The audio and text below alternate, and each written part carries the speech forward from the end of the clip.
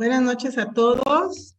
Gracias por estar presente en nuestra sesión del mes académica de noviembre con un tema muy interesante, comorbilidades endócrinas del peso bajo al nacer y el beneficio del tratamiento con hormona de crecimiento, impartida por el doctor Roberto Suar, que ya conocemos todos. Me procedo a leer su currículum. El doctor hizo médico cirujano y partero en el Hospital José González de la Universidad Autónoma del Nuevo León. Hizo la maestría en Ciencias Médicas del Hospital Infantil de México, Federico Gómez. Tiene el Consejo Mexicano de Certificación en Pediatría. Es especialista en pediatría médica por el Hospital Infantil de México, Federico Gómez, avalado por la UNAM. Hizo la alta especialidad en diabetes mellitus en el niño y en el adolescente, en el Hospital Infantil de México, Federico Gómez. Está certificado por el Consejo Mexicano de Nutrición y Endocrinología Pediátrica. Hizo endocrinología pediátrica, asimismo en el Hospital Infantil de México, Federico Gómez. Pues muchas gracias por estar aquí y que disfruten la ponencia. Sus preguntas, por favor, al final. Gracias.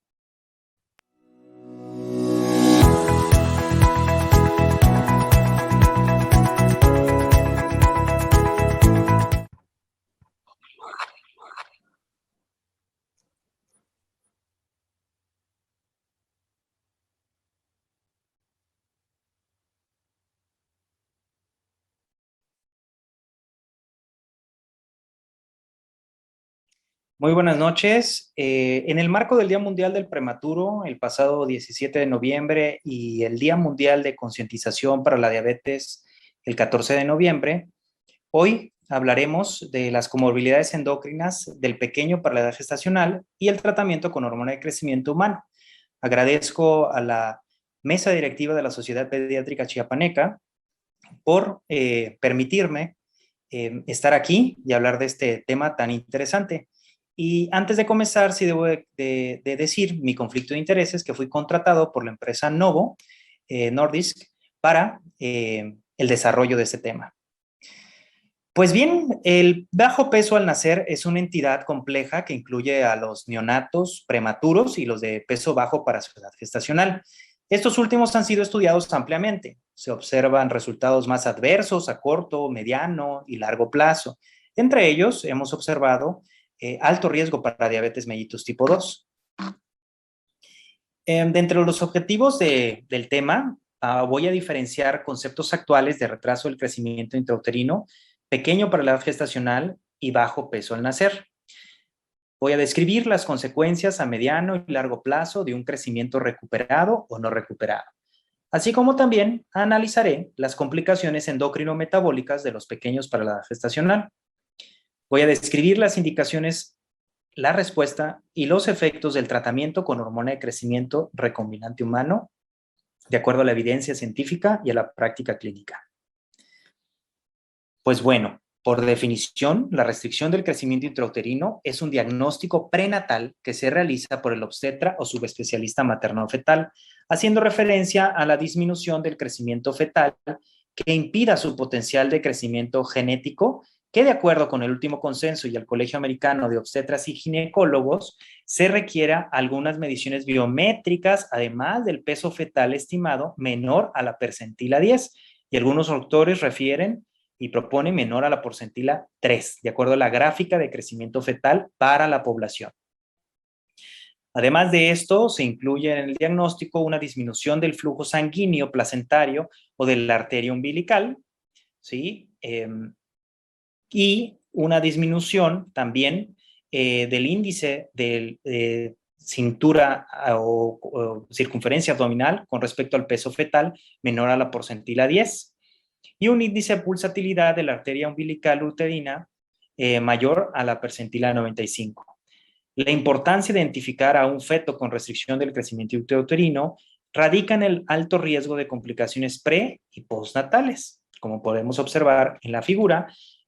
Principalmente estos obstetras o materno-fetales realizan también pues una valoración a través de ultrasonido Doppler de la arteria umbilical y de la arteria uterina. Los diagnósticos de peso bajo al nacer y pequeño para la edad gestacional son al nacer.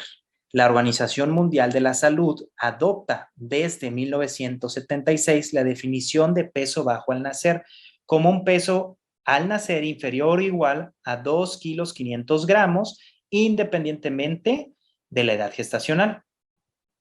Cuando hablamos de pequeño para la edad gestacional, hacemos referencia al tamaño del cuerpo, ya sea poca longitud y o bajo peso para su edad gestacional, en la ausencia de información del crecimiento fetal. Desde el 2007 y hasta el último consenso latinoamericano, liderado por las Sociedades Internacionales de Endocrinología Pediátrica y la Sociedad de Investigación de Hormona y Crecimiento, reunió expertos en el tema y se define como peso y o longitud al nacer menor a 2 desviaciones estándar o menor a la porcentila 10 para la edad gestacional en gráficas para población específica. A todo recién nacido se le clasifica por su peso al nacer y se le identifica en curvas percentilares de crecimiento intrauterino. En México es común el empleo de las curvas percentilares de peso y estatura en niños, de acuerdo a Jurado García, a la derecha, que se recomienda por la norma oficial mexicana, junto con la clasificación internacional adaptada de Bataglia y Lubchenco, del lado izquierdo. En esta gráfica de Bataglia y Lubchenco podemos ejemplificar en línea roja continua aquel feto que durante el crecimiento sufrió una detención por restricción del crecimiento intrauterino y nació pequeño para la edad gestacional a menos y más allá de menos 2 desviaciones estándar para la edad gestacional.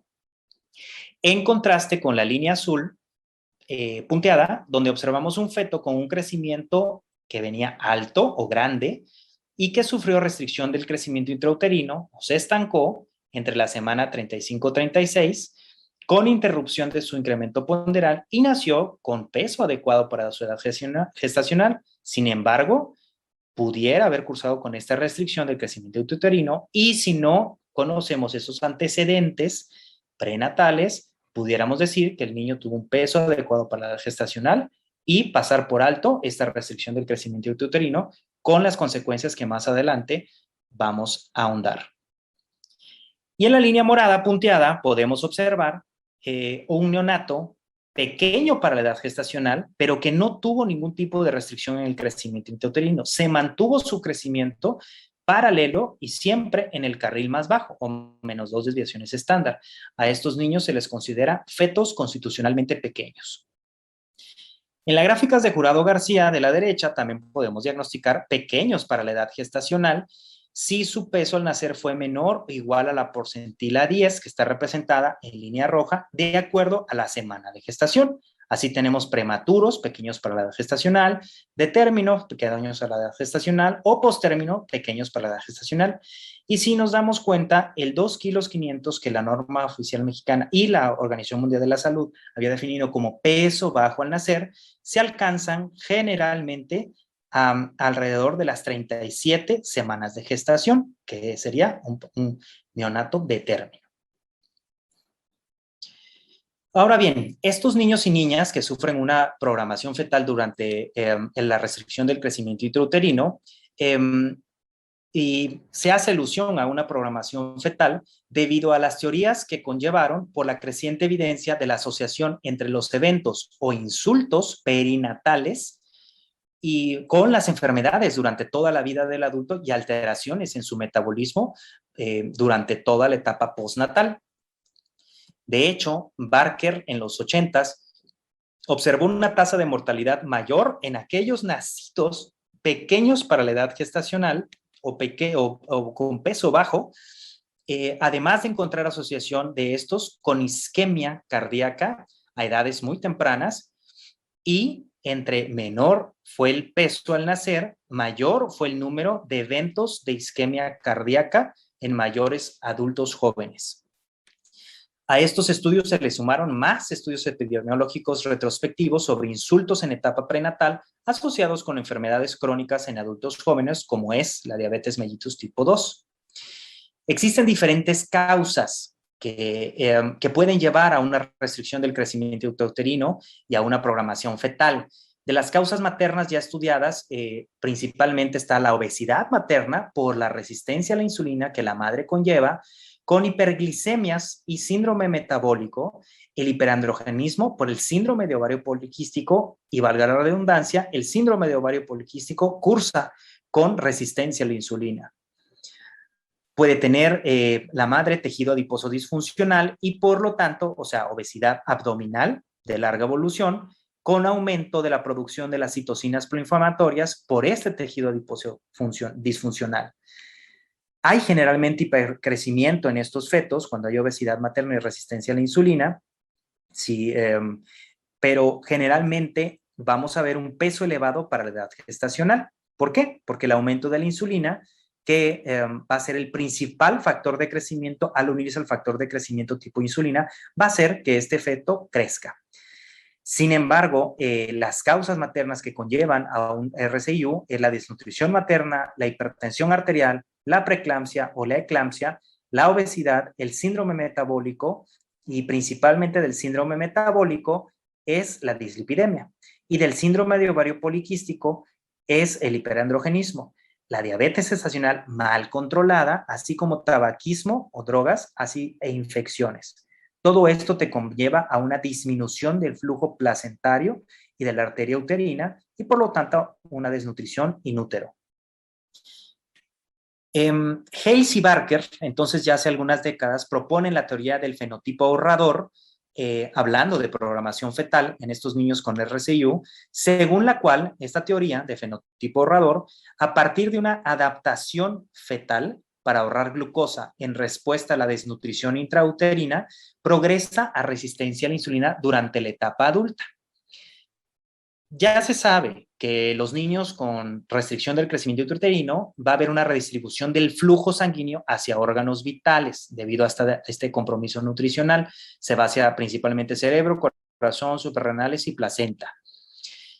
Las consecuencias que se han observado en esta programación fetal y fenotipo ahorrador en los fetos es que nacen con una baja sensibilidad a la insulina, con un aumento de la oxidación de los lípidos y un aumento en el almacén de la grasa ya programada como fenotipo ahorrador para más adelante generar tejido adiposo abdominal a edades escolares.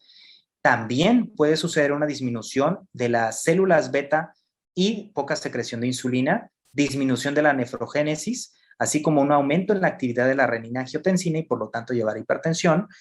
Y el cerebro, a pesar de que está redistribuido el flujo, tiene resistencia a la leptina, que va hacia la saciedad, y acumulación de lípidos con un mal desarrollo neuronal.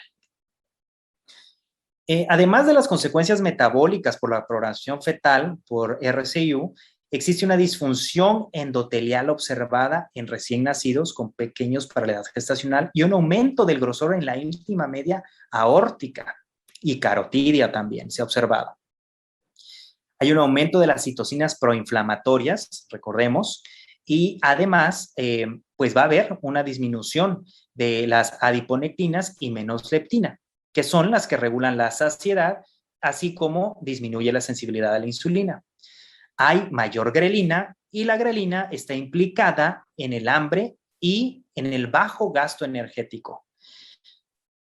Finalmente, las consecuencias a largo plazo serían la obesidad con insulinoresistencia que me va a dar dislipidemia, diabetes mellitus tipo 2, síndrome metabólico y más adelante enfermedad coronaria aguda. Y a edades muy tempranas podemos tener el inicio del fenómeno de aterosclerosis, además de una hipertensión por la disfunción endotelial, además de la disfunción de la nefrona por haber nacido con hipoplasia de las células de las nefronas. Recordando que después del nacimiento va a haber un crecimiento acelerado, principalmente en niños pequeños para la edad gestacional, hay una disminución del factor de crecimiento insulínico tipo 1, así como de su proteína de unión, del factor de crecimiento y de la secreción de insulina cuando hubo una desnutrición materna o este insulto de manera prenatal. Este concepto de crecimiento recuperador o catch-up no es más que el aumento de la velocidad de crecimiento mayor a la media para la edad cronológica y género en las gráficas de crecimiento, de acuerdo al género. ¿Qué ocurre cuando se restauran las condiciones favorables? Y lo que sucede al restaurar estas condiciones favorables después de que nace este niño con RCIU o pequeño para la edad gestacional, entonces se eleva la producción de factor de crecimiento insulínico, su proteína de unión y así como hormona crecimiento. Esta recuperación postnatal de la secreción de insulina y la sensibilidad a la hormona de crecimiento hacen que se desarrolle insulinoresistencia para proteger al organismo de la hipoglicemia. Recordando que estos niños, como ya están pequeños y vienen restringidos, se tienen que preparar para un ambiente adverso al nacer, por lo que se defiende el organismo y echa a andar mecanismos de defensa y trata de mantener niveles de glucosa circulantes, ¿sí? Constantes, ¿sí? Sacrificando la reserva grasa, así como la insulinoresistencia para mantener esta glucosa por si llegar a tener y evitar esta hipoglicemia al nacer, al tener poca reserva de glucógeno hepático por la desnutrición. Estos pequeños para la edad gestacional o con RCIU pueden hacer un crecimiento recuperador hasta en el 85% de las veces lo realizan de manera adecuada, tanto en peso como en talla. Esto se puede ejemplificar en la gráfica de la izquierda, donde podemos observar a un paciente donde nace con peso bajo al nacer o pequeño para la edad gestacional de término, menos de 2,5 kilos, ¿sí? Y cómo va recuperando principalmente el peso y va ingresando hacia el carril de crecimiento después de estar en la percentila 5, va ingresando conforme incrementa el peso en la percentila 10 y después del año de edad incrementa hacia la percentila 25 y manteniéndose entre la 25 y la 50 los 3 años de edad. Recordando que después del incremento ponderal va a suceder la recuperación de la estatura o ganancia en centímetros. Así tenemos que después de los 2 años de edad, este paciente ya ingresó a su carril de crecimiento número 25 o percentila 25, más bien. Si aquí graficáramos su talla blanco familiar, muy probablemente este paciente está entre la carril 25 y 50, su talla blanco familiar, su carril de crecimiento familiar. Por lo tanto, estaría en un crecimiento e incremento ponderal ya adecuado. O sea, un crecimiento recuperador lo hizo adecuado. El 80% de los que realizan este crecimiento recuperador lo hacen en el primer año de vida, generalmente en los primeros 6 meses de vida. Y en el segundo año de vida ya un 10 a un 15% lo pueden realizar. Son muy pocos los que realizan este segundo año de vida, el crecimiento recuperador. Y algunas cohortes han reportado que el 5% de todos los que hacen crecimiento recuperador, sobre todo los que tienen peso muy bajo para la edad gestacional o peso muy bajo al nacer, lo realizan entre los 3 y 4 años de vida. Recientemente, la OMS publicó sus guías para el manejo nutricional de los niños pequeños para la edad gestacional o de peso bajo al nacer y lograr así un adecuado crecimiento recuperador. Lo más importante como pediatras es la continua valoración antropométrica de estos pacientes para valorar este crecimiento recuperador. Muy interesantes, se han hecho estudios acerca de la velocidad con la que recuperan los niños el peso y la estatura. Y cuando hay un crecimiento o una recuperación acelerada, ¿sí? En los primeros 3 meses de vida, que es común que queramos renutrirlos rápidamente, por ansiedad tal vez, de nosotros los pediatras, pues resulta que esto se ve asociado a obesidad y rebote de adiposidad. Es decir, cuando un crecimiento recuperador acelerado aumenta, entonces la acumulación de grasa inmediatamente se va a ver incrementada después del nacimiento con tendencia a la acumulación en el área abdominal. A este crecimiento de recuperación acelerado puede observarse en la gráfica de la izquierda, bueno, la figura más bien de la izquierda, de índice de masa corporal, una recuperación del peso con un índice de masa corporal inicial muy bajo, ¿sí? Como ejemplo, en desnutrición inicialmente, hasta llegar a un índice de masa corporal en porcentila 75. Apenas en su primer año de vida el paciente se fue de desnutrición hacia casi sobrepeso. Sin embargo, se mantuvo en el siguiente año y hasta 3 años en la percentila 75 de índice de masa corporal para la edad. Y resulta que a los 3 años, ¡pum!, se eleva el peso. Y entonces nos vamos con un incremento del índice ponderal o índice de masa corporal mucho mayor hasta llegar a sobrepeso y obesidad entre los 5 y los 6 años de edad.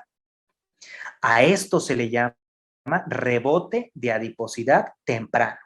Lo común es que, como se muestra en la figura de la derecha, los niños recuperen peso de manera gradual, pero que se mantengan con un índice de masa corporal en porcentil adecuado o bajo y realicen entonces un crecimiento o recuperación acelerado, ¿sí? O rebote de adiposidad entre los 5 y 7 años de edad, donde habría que vigilar que no se tengan, bueno, que no se llegue a sobrepeso u obesidad abdominal si el niño continúa incrementando de peso y el índice de masa corporal incrementando de porcentilas para la edad. Por eso la importancia de conocer esto, fenómeno de rebote de adiposidad, que pues ya se había reportado hace algunas décadas también por un grupo de estudio muy importante. De hecho, en la cohorte de niños y niñas mexicanos con obesidad, al comparar sus características metabólicas, encontraron que aquellos con el antecedente de peso bajo al nacer, obesos, tenían mayor insulinoresistencia y glucosa y mayor glucosa en ayuno que aquellos con obesidad, pero que fueron de peso normal al nacer, que no tuvieron peso bajo al nacer. Y claro, comparados con niños eutróficos, que ser eutróficos, es decir, que no tuvieron obesidad y que nacieron con peso adecuado para la edad gestacional o peso adecuado, pues obviamente la diferencia era mucho mayor. Principalmente niños con obesidad y antecedente de ser de peso bajo tienen mayor insulinoresistencia, repito, y mayor glucosa en ayuno y por lo tanto mayor resistencia a la insulina. También vemos que se asoció este peso bajo al nacer con mayor tejido celular subcutáneo comparado con los de obesidad y peso normal al nacer, independientemente de la edad o sexo, cuando se ajustó en estas variables. Otras de las consecuencias a largo plazo en niños y niñas nacidos pequeños para la edad gestacional y con o sin retraso o restricción en el crecimiento intrauterino es la tendencia a pubertades tempranas aceleradas, adrenarca y pubarca precoz, así como edad ósea adelantada, fenómeno que se asocia con el crecimiento de recuperación. En niñas principalmente se ha observado edades más tempranas de menarca, así como pubertad precoz en aquellos con peso muy bajo para la edad gestacional. Recientemente se realizó una revisión sistemática de 15.822 niños y niñas en población danesa, que en la figura de la derecha podemos ver que las niñas nacidas pequeñas para la edad gestacional, representadas en un círculo gris, una vez iniciada la pubertad, que es el Tanner 2, alcanzaron más rápidamente el Tanner 5 comparadas con aquellas que en cuadrito y en triángulo representan a las niñas con adecuado peso para la edad gestacional y grandes para la edad gestacional. La otra situación que se observó es una pubarca y menarca a menor edad. Una pubarca sería Tanner púbico, ¿sí? 2, y una menarca a mucho menor edad, como podemos ver, comparados con aquellos sin antecedente de ser pequeños para la edad gestacional en el sexo femenino. Y en la figura de la izquierda, los niños nacidos pequeños para la edad gestacional alcanzaron más rápido su estadio de Tanner púbico, ¿sí? Y junto con los grandes para la edad gestacional, comparados con los que nacieron adecuados para la edad gestacional. No encontraron diferencias en el sexo masculino con respecto al inicio de la pubertad o primera eyaculación, aunque tuvieran antecedentes de ser pequeños para la edad gestacional. En otro estudio se evidenció que las niñas nacidas pequeñas con edad gestacional con crecimiento recuperador, es decir, pequeño para la edad gestacional recuperado o RCIU recuperado, tenían niveles 7 veces más altos de dehidroepiandrosterona sulfatada, DHEAS, por actividad de la glándula suprarrenal, comparados con las pequeñas para la edad gestacional sin crecimiento recuperador. De hecho, en ellas persistían desde la edad neonatal con niveles bajos de DHEAS. O sea, la actividad apócrina no se realizaba de manera temprana. recordando que esta actividad endocrénica prematura de la glándula suprarrenal ocasiona pubarca precoz. De hecho, se asoció también un menor peso al nacer, como vemos en la derecha, la figura, con un menor peso al nacer con pubarca precoz, síndrome de ovario poliquístico e hiperinsulinismo. De hecho, el ovario poliquístico tiene una base de resistencia a la insulina. La mayoría de los niños y niñas hemos mencionado que con restricción del crecimiento intrauterino y pequeños para la edad gestacional tienen un crecimiento recuperador. El pronóstico de estatura final adulta generalmente es de -8 a -0.9 desviaciones estándar, con una media de 3.6 a 4 centímetros por debajo de la talla blanco familiar, aunque hayan recuperado el peso y la estatura, o sea, que hayan hecho un catch-up adecuado. Aquí la importancia de la gráfica de crecimiento del lado izquierdo es ver cómo el patrón de crecimiento se comporta en estos pacientes en los primeros años, que pudieran ir hasta los 4 años de edad, ¿sí? En un patrón paralelo a su talla blanco familiar por debajo, y después irse metiendo, ¿sí? Hasta llegar después de la pubertad a esta -1, casi -1 desviación estándar o -4 centímetros de la talla blanco familiar. Y lo mismo sucede con el incremento ponderal, si podemos ver. Es importante saber, y sobre todo como pediatras, estar valorando el crecimiento en estos pacientes, ya que recuerden, se reporta hasta en el 15% de los recién nacidos pequeños para la edad gestacional tendrán talla baja final como una posibilidad 5 veces más que los que fueron de peso adecuado para la edad gestacional. Entonces, estos pequeños para la edad gestacional o RCIU no recuperado pueden realizar una recuperación lenta del incremento ponderal y de longitud, como vemos en la gráfica de la izquierda, donde alcanzan estaturas a -2 desviaciones estándar de la media poblacional entre los 3 a 5 años de edad. Como vemos aquí, 36 meses. Lo mismo se observa con el incremento ponderal. Este incremento ponderal es lento, ¿sí? Y se puede llegar a estancar desde el año de edad y mantenerse en esta percentila baja o -2 desviaciones estándar. Lo mismo que sucede con el crecimiento, pero siempre este crecimiento, aunque sea bajo, es paralelo a la talla blanco familiar, al carril de crecimiento familiar. Siempre es paralelo, nunca se va a alejar más, ¿sí? De una línea de crecimiento o un carril de crecimiento. Generalmente cursan con una edad ósea normal o retrasada, pero no más de 2 años de la edad cronológica. O sea, el niño puede tener 8 años, pero estar en 7 años de la edad cronológica o 6.5 años de la edad cronológica. De estos niños que hacen un crecimiento o una recuperación lenta del crecimiento, 10 a 15% persisten con este crecimiento atenuado. Y se ha observado que después de los 2 años de edad, aquellos que tuvieron este crecimiento lento quedarán con una talla baja final adulta. De hecho, en los estudios de investigación se observa que los niveles de hormona de crecimiento, así como los niveles de factor de crecimiento tipo insulina, pareciera que están cursando o cursan con una resistencia a la hormona de crecimiento. La talla final adulta del RCIU o pequeño para la edad gestacional no recuperado va a ser de -6 a -13 centímetros por debajo de la talla blanco familiar, es decir, -1.5 a -2.5 desviaciones estándar de la talla blanco familiar. Esto es talla baja, definitivamente. Es importante la antropometría y exploración física de estos pacientes, ya que existe una asociación importante con el síndrome de Silver-Russell, que es la figura que ahora les muestro. Es un trastorno poco común en que hay deficiencia de crecimiento tanto antes como después del nacimiento. Va a haber talla baja, rasgos faciales característicos, como una cara triangular, una cabeza grande en relación con el tamaño corporal, una simetría corporal, por eso es importante en la antropometría medir proporciones corporales, y dificultades para la alimentación en el trayecto de su vida. Es importante porque el tratamiento se va a definir en base al síndrome genético o no genético que se diagnostique, y eso se deriva al endocrinólogo.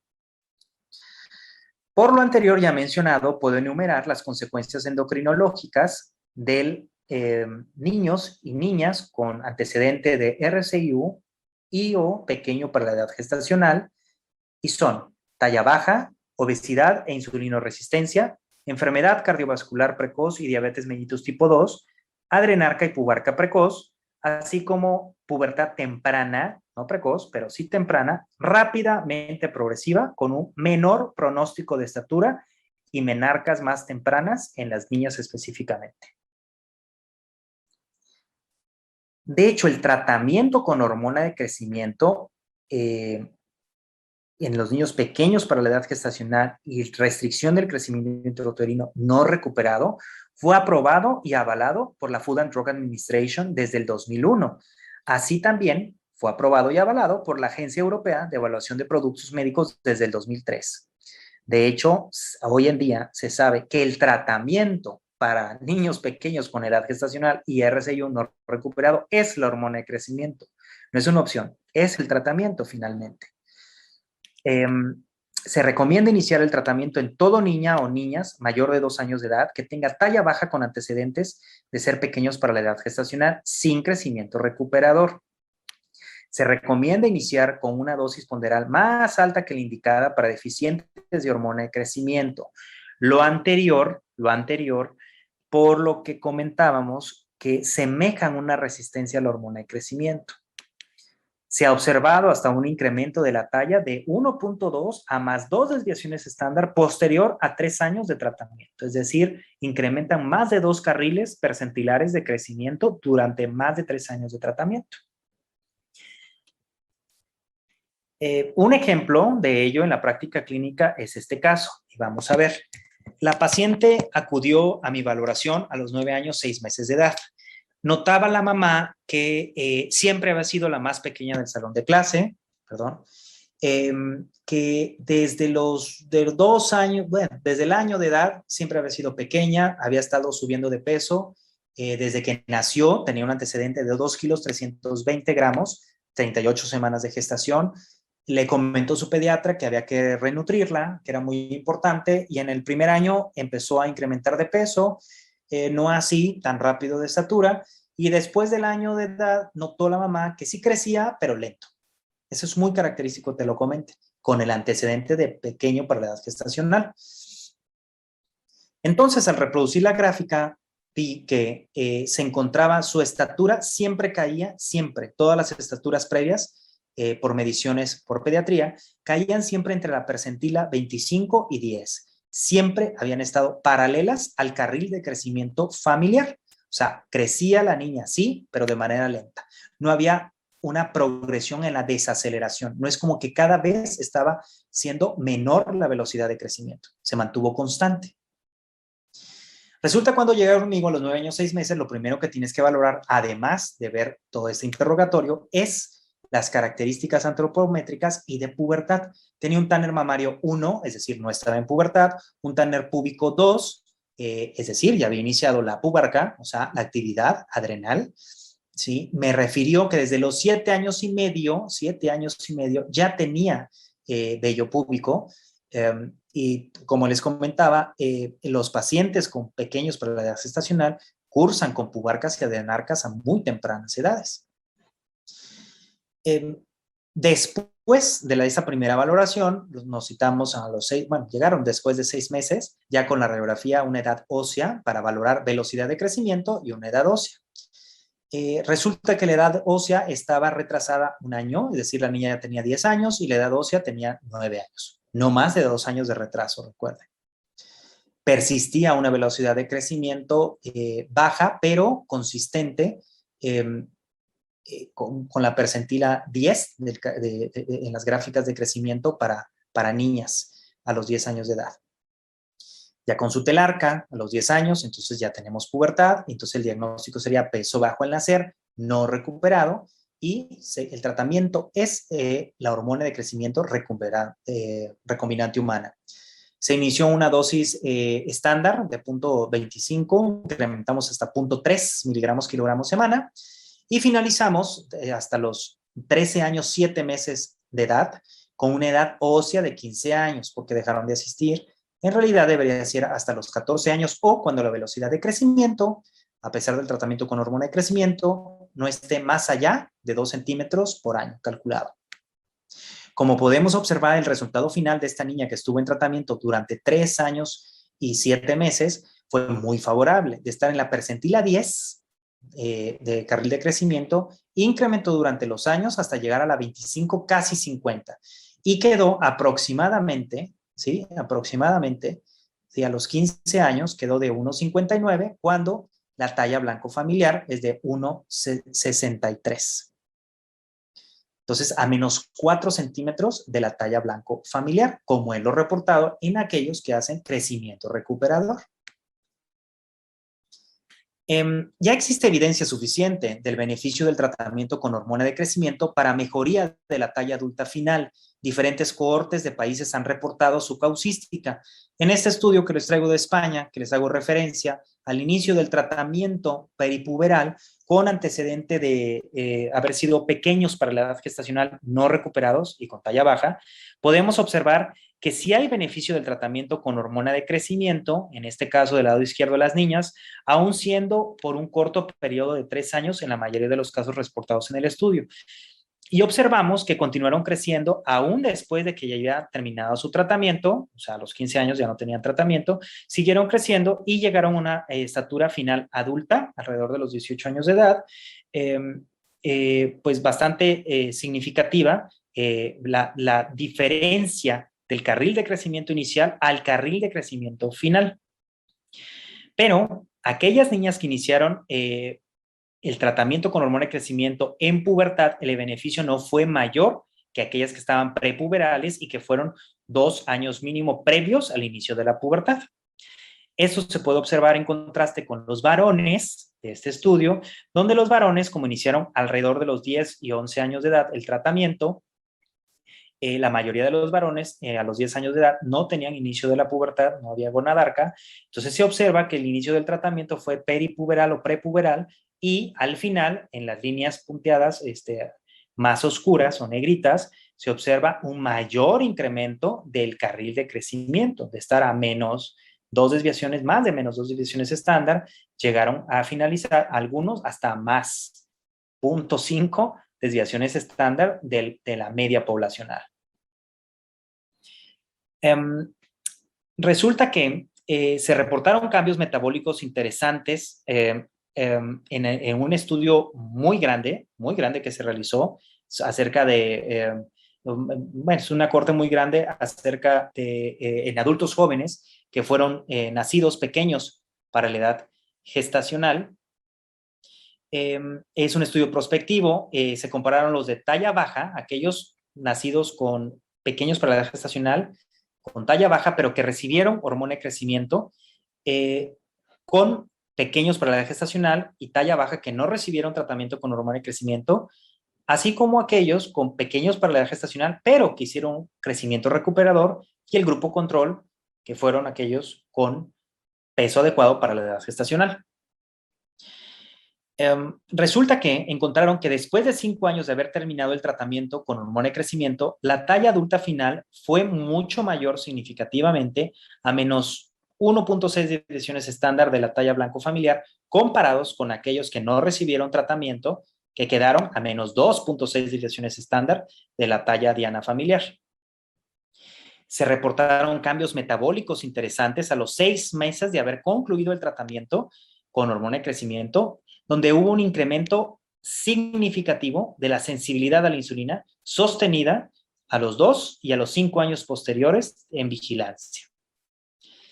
Se observaron niveles más bajos de colesterol total, así como niveles más bajos de colesterol LDL en el grupo de tratamiento con hormona de crecimiento y antecedente de pequeños para la edad gestacional.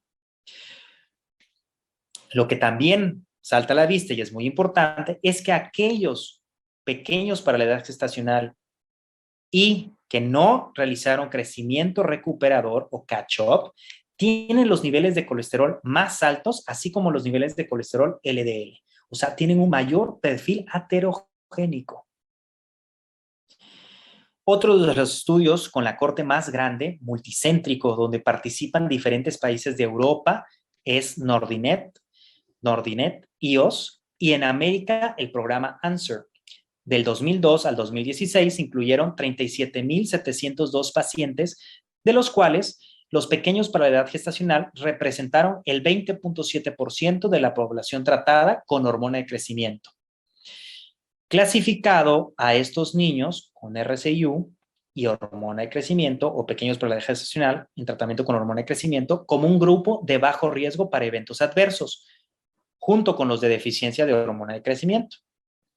Se demostró una significativa asociación inversa con la dosis de hormona de crecimiento para la tasa de eventos adversos y evento adverso severo al año por cada 1,000 pacientes, siendo muy baja la incidencia en todos los grupos, específicamente en los pequeños para la edad gestacional, que es la barra blanca que vemos aquí en la figura. Tenemos 3.9 eventos adversos por cada 100,000 pacientes al año y 3.3 eventos severos adversos por cada 1,000 pacientes al año. Los eventos adversos reportados en estos estudios fueron principalmente dolor de cabeza, dolores musculares, y los eventos severos adversos fueron reacciones alérgicas, donde los pacientes que se reportaron tenían antecedentes de atopia, asma y rinitis. Por todo lo anterior, puedo concluir que la restricción del crecimiento intrauterino es un diagnóstico prenatal. Se sospecha al tener a un recién nacido con peso bajo al nacer o pequeño para la edad gestacional. La mayoría de los niños pequeños para la edad gestacional tienen crecimiento recuperador con una adecuada orientación nutricional y vigilancia en los primeros 2 años de vida para ver que no hagan un crecimiento recuperador acelerado. Los niños y niñas pequeños para la edad gestacional se ven asociados a resistencia a la insulina y con el crecimiento recuperador acelerado es un factor de riesgo para diabetes mellitus tipo 2, riesgo cardiovascular a edad temprana y obesidad. El tratamiento para el peso bajo al nacer o el RCIU no recuperado es la hormona de crecimiento. Es un tratamiento seguro y eficaz. Con esto termino la plática. Espero haya sido de utilidad y dejo abierto los micrófonos para cualquier pregunta. Muchas gracias.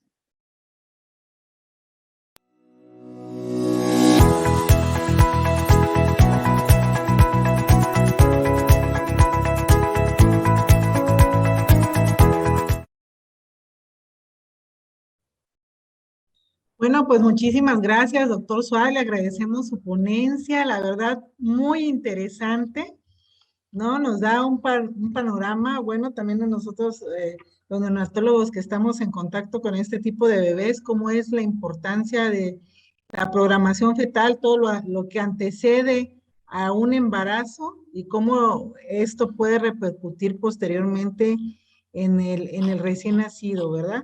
Y también, pues, es importante que nosotros sepamos que la programación fetal puede repercutir mucho al momento de la formación de este recién nacido, ¿no? Y también eso, muy importante, lo que comentó usted, que de 5 a 7 años de edad se da el rebote de adiposidad, ¿no? Porque a veces pensamos que con la nutrición o con ahí se va a recuperar, ¿no? Sin embargo, no se da el seguimiento y eso puede repercutir también en esa edad.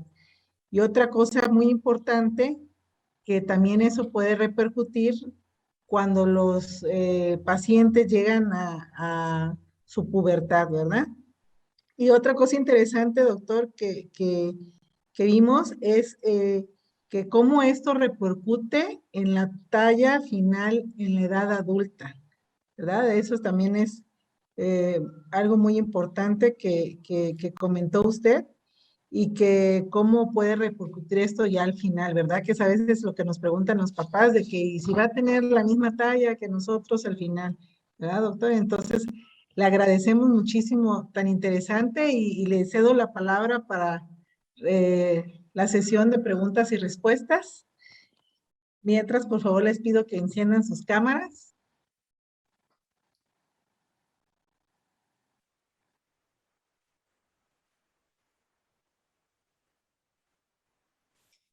Bueno, muchísimas gracias, Cindy. Creo que voy a aprovechar para, sí me escuchan bien, ¿verdad?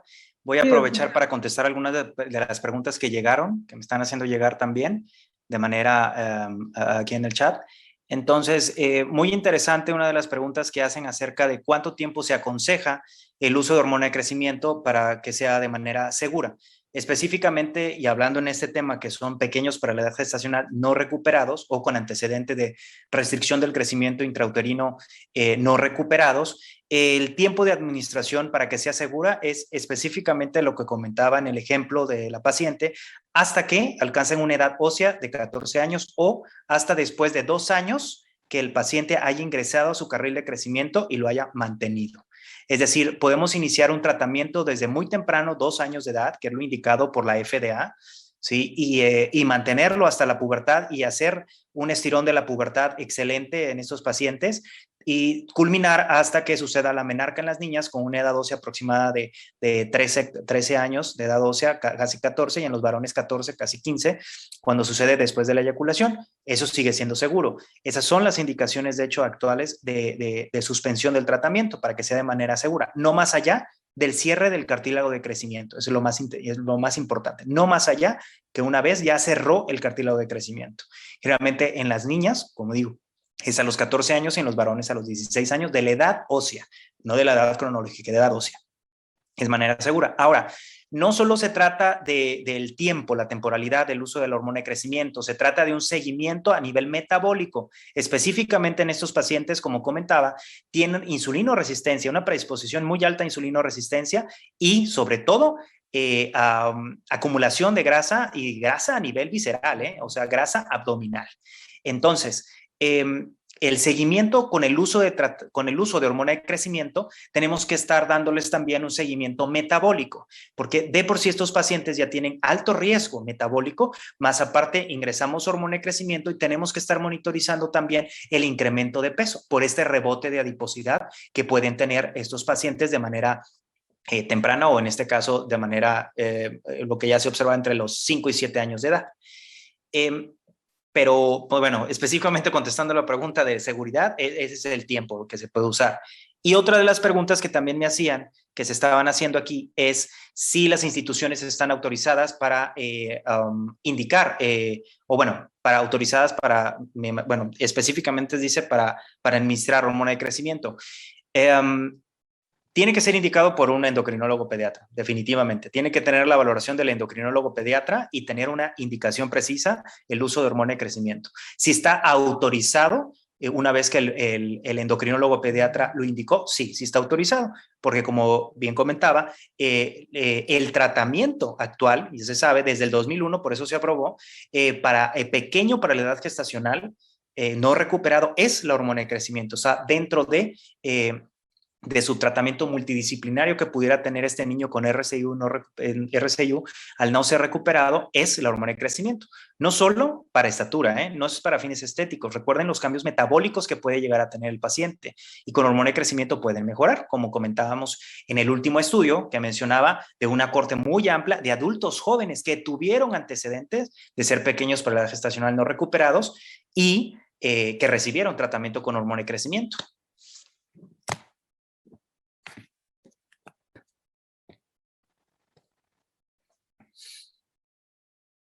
No sé si tengan alguna otra preguntita, creo que estoy leyendo por acá alguna otra pregunta.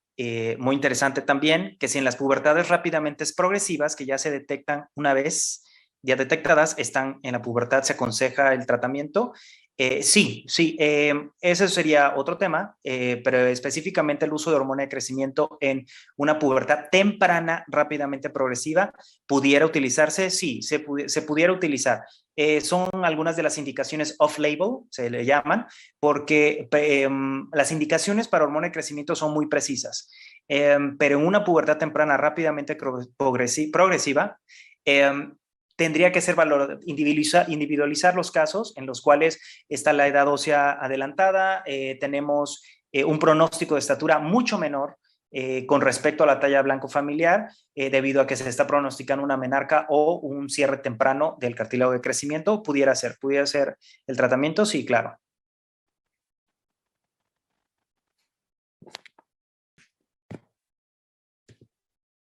Creo que no tenemos otra preguntita por acá. Parece que no, ¿verdad, doctora Cindy? Ah, sí, hay otra, ya vi. Dice, bueno, ¿qué riesgo de diabetes mellitus tipo 2 hay con el uso de la hormona del crecimiento? Bien, interesante pregunta, debido a que eh, por el primer comentario y la primera pregunta que hicieron y comenté, tenemos que estarle dando una asesoría y seguimiento a estos pacientes con tratamiento de hormona de crecimiento debido a los riesgos metabólicos que puede conllevar el pequeño para la edad gestacional. Recordemos, la hormona de crecimiento es una hormona contrarreguladora. Cuando hay hipoglicemia, la hormona de crecimiento sube de manera natural para incrementar la glucosa a grandes rasgos. Entonces, cuando utilizamos hormona de crecimiento, monitorizamos y tenemos que estar monitorizando la dosis respuesta, porque uno de los efectos que pudiéramos esperar no deseados es el incremento de la glucosa. Hay diabetes mellitus secundaria a fármacos, recuerden, y una de esas puede ser, o bueno, de hecho hay secundario a hormona de crecimiento. Hay una enfermedad, por ejemplo, cuando tenemos hipersecreción de hormona de crecimiento que puede dar acromegalia, también te da una diabetes secundaria a esta hipersecreción. Entonces, muy similar, cuando damos tratamiento debemos de monitorizar el incremento de glucosa. No es lo más común cuando estamos en una dosis estándar o las dosis que ya están estandarizadas y avaladas, pero sí pudiera haber un riesgo de elevación de glucosa, no de diabetes como tal, pero sí de una elevación de la glucosa, que eso se puede disminuir disminuyendo la dosis, simplemente, pero por eso se debe de monitorizar. Los niveles también de IGF-1 se han recomendado en algunas cortes, pero vamos a monitorizar también la glucosa durante el tratamiento, así es.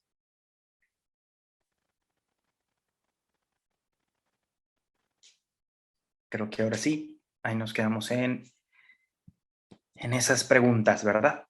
Y Doc, creo que ya no hay preguntas hasta el momento o alguien más que quiera realizar alguna pregunta aquí al doctor. Aprovechen sus conocimientos, ¿no? Todo quedó claro. Solo, sí, para agregar, si, mientras se animan, si quieren hacer alguna pregunta, solo para enfatizar, dentro de mis conclusiones mencionaba que muy importante detectar estos pacientes con pequeños para la edad gestacional o con restricción del crecimiento intrauterino, si es que nos da la información, ¿no? De manera prenatal, que se haya hecho este diagnóstico. Y no solo abordarlos y darles seguimiento, sino sí darles un seguimiento integral como pediatras, es decir, darles un seguimiento de su crecimiento. Generalmente debemos estar valorando siempre la antropometría. Siempre, en todo paciente, ¿no? Sobre todo en control de niño sano. En estos pacientes específicamente hay dos cuestiones principales por las que debemos estar muy atentos.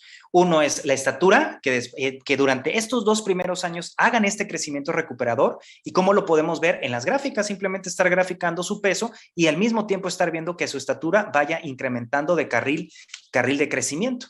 ¿Sí?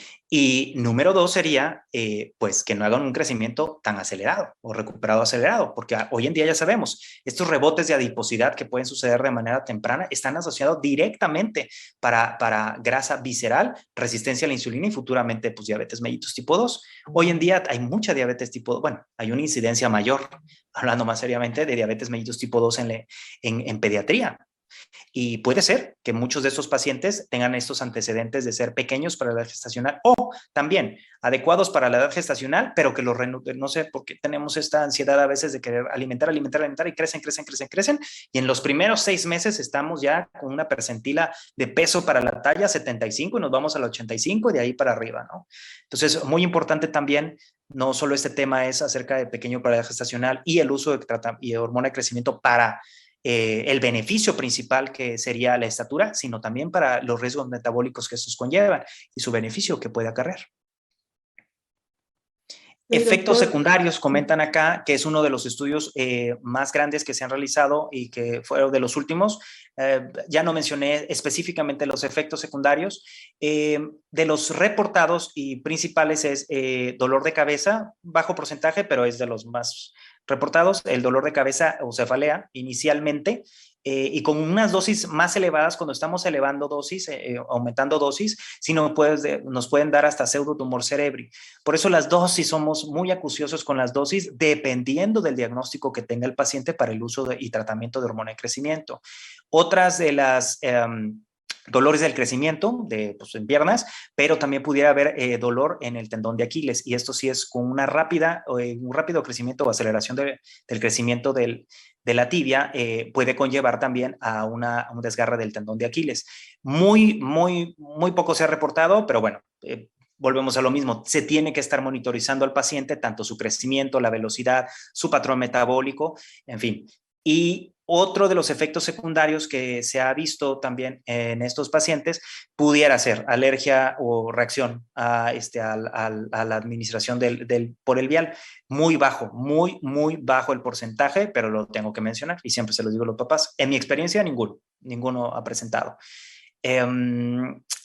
Eventos adversos severos que se han reportado en estos estudios de investigación grandes, solamente se reportó, bueno, tenemos el desplazamiento de la cabeza del fémur en algunos niños, sobre todo en la etapa del estirón de la pubertad, que a veces incrementan la dosis de hormona de crecimiento y hacen una velocidad de crecimiento impresionante con la hormona, entonces hay que estar monitorizando, pero si hay sobrepeso en estos pacientes, pues aumenta más el riesgo todavía de esta desviación de la cabeza del fémur.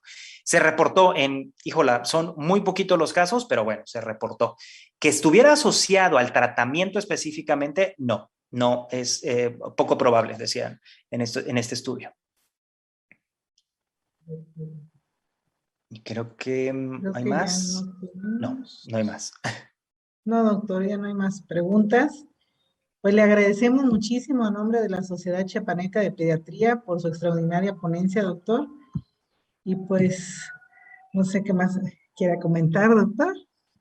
No, pues muchísimas gracias por la oportunidad, porque es un tema que pocas veces se aborda, sobre todo la oportunidad que pueden tener estos niños pequeños para la edad gestacional o con antecedente de RCIU no recuperado, y el beneficio con hormona de crecimiento. Son pocos realmente de lo que no que se sepa, sino que ahondemos en estos temas, ¿no? Y ahorita, haciendo alusión al Día Nacional del Prematuro y el Día Nacional o Internacional de Concientización para la Diabetes mellitus el pasado 14 de noviembre, pues viene mucho al caso, la verdad, este tema. Muy importante, apenas estén viendo que este paciente no está recuperando, ya está cercano a los 2 años o ya pasaron los 2 años, envíanlo a valoración endocrinología pediátrica, muy importante, no solamente para pronóstico de estatura, sino por todo aquello como la pubarca temprana o la pubertad temprana rápidamente progresiva y todos los riesgos metabólicos que conllevan, por una adecuada nutrición y valoración nutricional. Es muy importante esto también, sobre todo esta parte de la valoración nutricional y la estatura. Perfecto, así es, doctor. Bueno, pues le agradecemos mucho, doctor. Pues a todos, muchas gracias por su presencia y nos vemos en la próxima sesión. Gracias a todos. Que pasen buena noche. Gracias. Buena noche. Hasta luego.